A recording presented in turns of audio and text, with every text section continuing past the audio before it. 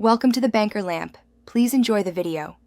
In this video, I will explain how to play Asu on your iPhone.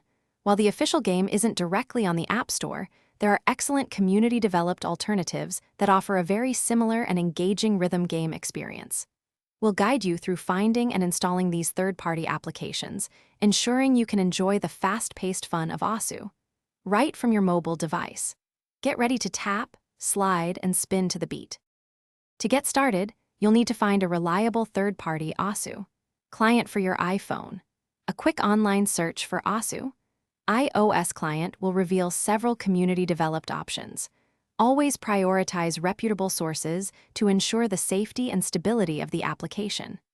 The installation process typically involves sideloading the app onto your device, which is a straightforward procedure that takes only a few minutes to complete.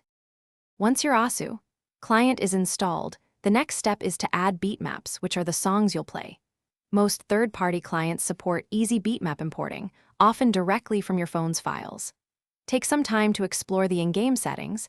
You can customize elements like hit sound volume, visual effects, and even adjust the sensitivity and offset to perfectly synchronize the game with your taps.